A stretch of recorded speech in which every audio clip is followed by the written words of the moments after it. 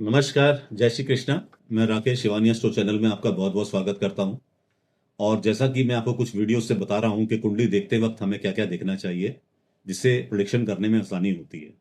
Last video में मैंने आपको बताया था कि कुंडली में अगर आप संतान का योग देख रहे हो कि संतान होगी या नहीं होगी, होगी तो कब होगी, ये सब चीज़ों का योग अगर आप देख रहे हैं, उसी के बारे में मैंने लास्ट वीडियो में आपको बताया था। उसी की कंटिन्यूएशन में आज की वीडियो भी है। अगर आपने पुरानी वीडियो ना देखी हो तो उस वीडियो को जरूर देख लें, तो उससे आपको संतान के बाकी नियम वहां भी मिल जाएंगे।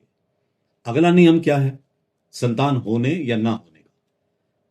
नियम है, यदि पांचवें घर का मालिक नीच राशि में हो, पांचवें घर का मालिक, पांचवें घर का स्वामी, लगन से पांचवें घर का स्वामी यदि नीच राशि में हो, शत्रु राशि में हो या अस्त हो, पांचवें घर का मालिक नीच राशि में हो, शत्रु राशि में हो या सूर्य से अस्त हो या छठे, आठवें, 12वें भाव के स्वामी के साथ हो, तो संतान नष्ट होती है। यह नियम ध्यान रखना है आपने कि पांचवें घर के मालिक की बहुत इंपॉर्टेंस है। तो पांचवें घर का मालिक यदि नीच राशि में है, शत्रु राशि में बैठा हुआ है या सूर्य से अस्त हो गया है या छठे, आठवें या 12वें भाव के स्वामी के साथ बैठा है, तो संतान नहीं होती, संतान नष्ट होती है। किंतु यदि पांचवें घर का स्वामी और पंचम भाव को शुभ ग्रह देख लें, शुभ ग्रह कौन से हैं वो बताया मैंने आपको कि नैसर्गिक रूप से शुभ ग्रह गुरु, शुक्र, चंद्र, बुध भी आते हैं अगर वो पक्ष बली है चंद्रमा और बुध अकेला है। तो गुरु शुक्र तो निर्विवाद रूप से है ही है, नैसर्गिक रूप से बली। तो यदि पंचमेश और पंचम भाव को गुरु शुक्र देखते हो या चंद्र बुध भी देखते हो, जैसे मैंने बताया आपको, तो संतान नष्ट नहीं होती और संतान होती है। ये बिल्कुल ध्यान देना है आपने। नियम बहुत सिंपल है कि पांचवें घर का मालिक अगर अस्त है, सूर्य से नीच राशि में है, शत्रु राशि में है या छठे, आठवें, 12वें भाव के स्वामी के साथ बैठा हुआ है, तो संतान नहीं होती, या होती है तो नष्ट हो जाती है। और यदि पांचवें घर का मालिक और पंचम भाव दोनों शुभ ग्रहों से द्रष्ट हैं, शुभ ग्रहों से युक्त है, तो उस केस में संतान होती है। दूसरा नियम, दूसरा नियम है, पांचवें घर का स्वामी बृहस्पति, मंगल और सूर्य, यह चाहे कहीं भी बैठे।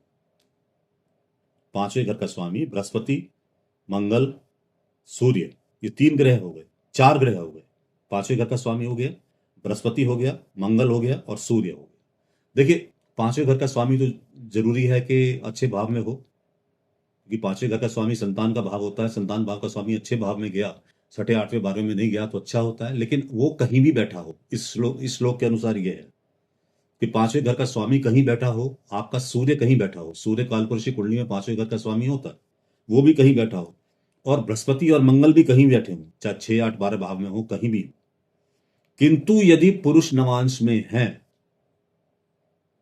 अगर नवांश कुंडली में ये चारों ग्रह पुरुष नवांश में पड़ते हैं, पुरुष नवांश आप जानते ही हैं, ऑड राशि 1, 3, 5, 7, 9, 11, जो इस तरह की राशि होती है, अगर इस तरह की राशियों में है, तो मुनियों का मत है कि निश्चित रूप से बहुत से संतान होगी, बहुत से पुत्र होंगे। तो ये नियम ध्यान से सुन लीजिए। यदि पांचवें घर का स्वामी बृहस्पति, मंगल और सूर्य कुंडली में कहीं भी बैठे हों, लेकिन नवांश कुंडली में ये पुरुष नवांश में हो, तो ऐसे व्यक्ति के बहुत पुत्र होते हैं। उसके अलावा नियम क्या है, यदि आपके पांचवें भाव का स्वामी बली है, बली क्या कि शुभ ग्रहों से युक्त है, शुभ ग्रहों से द्रष्ट है और केंद्र, त्रिकोण या लाभ भाव में बैठा है, तो पुत्र जो होंगे या संतान जो होगी वो सुपात्र होगी। और यदि पांचवें घर का स्वामी कमजोर है, अशुभ ग्रहों से ग्रस्त है, 6, 8, 12 भाव में चला गया और संतान हो गई, तो ऐसे में संतान सुपात्र नहीं होती। तो ये नियम भी आपको ध्यान देने वाला है, जो बहुत इंपॉर्टेंट नियम है। एक सवाल बहुत आता है, हालांकि आज के जमाने में उस चीज की इतनी इंपॉर्टेंस नहीं है कि आपके कन्या विशेष होंगी या पुत्र विशेष होंगे। ये बहुत सवाल आता है इंपॉर्टेंट। नॉर्मली आज के ज़माने में हम इस चीज़ों को बताते नहीं हैं, क्योंकि कन्या और पुत्र में कोई डिफरेंस नहीं है, दोनों अपनी जगह बराबर हैं। बल्कि बेटियां ज़्यादा सुख दे देती हैं, लेकिन फिर भी श्लोक है उसके बारे में, अध्याय है उसके बारे में, इस श्लोक में एक वर्णन किया गया है। उसमें वर्णन ये किया गया है, यदि पंचम भाव पुरुष राशि में हो, पंचम भाव में पुरुष राशि, पुरुष राशि को ध्यान, दो तरह की राशि होती है, एक स्त्री राशि, एक पुरुष राशि। स्त्री राशि होती है सम राशि, 2, 4, 6, 8, 10, 12, पुरुष राशि होती है विषम राशि, 1, 3, 5, 7, 9, 11। तो 5वें भाव में पुरुष राशि हो, पंचम भाव में पुरुष नवांश हो और पंचम भाव में पुरुष ग्रह बैठे हैं, या पंचम को पुरुष ग्रह देखते हो, पंचम भाव को पुरुष ग्रह देखते हो। अब ये आएगा कि पुरुष ग्रह कौन से हैं। बुध और शनि तो नपुंसक ग्रह होते हैं। पुरुष ग्रह तो आप जानती हैं कि सूर्य है, मंगल है, गुरु है, ये पुरुष ग्रह है। शुक्र और चंद्रमा दोनों स्त्री कारक ग्रह होते हैं, ये आप जानते हैं। तो पंचम भाव पुरुष राशि हो, पंचम नवांश भाव में जो राशि है वो पंचम नवांश हो, नवांश जो है उस कुंडली में भी पंचम भाव में जो नवांश राशि पड़ती है वो भी पुरुष राशि हो, पंचम भाव में पुरुष ग्रह बैठे हों और पंचम को पुरुष ग्रह देखते हों। उसके अलावा पंचमेश भी पुरुष राशि में गया हो, पंचम भाव का स्वामी, और पुरुष नवांश में गया हो। पंचम भाव का स्वामी अगर मंगल बनता है तो मंगल पुरुष राशि में हो, और नवांश में भी जिस कुंडली में है वहां भी पुरुष राशि में अगर वो बैठा हुआ है और पुरुष ग्रहों द्वारा देखा जाता है, तो ऐसे संतान के पुत्र होंगे, ऐसे व्यक्ति के पुत्र होंगे, माफ कीजिएगा, ऐसे व्यक्ति के पुत्र होंगे। ये इसका अर्थ दोबारा समझ लीजिए।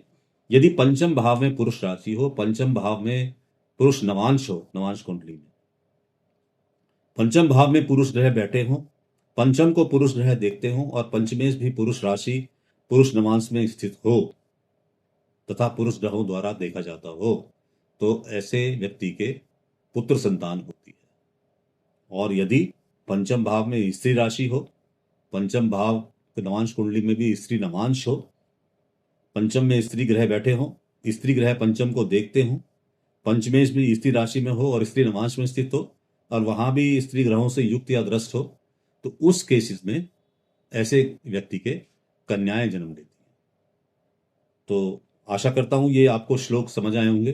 फल दीपिका के श्लोक हैं, शास्त्रों से सही जो शास्त्रों की बातें हैं वो मैंने आपको बताई हैं, कहीं इधर की बातें नहीं है। तो इनको देखिए, फल दीपिका पढ़िए, बहुत अच्छी किताब है, पढ़ने से आपको बहुत ज्ञान मिलेगा।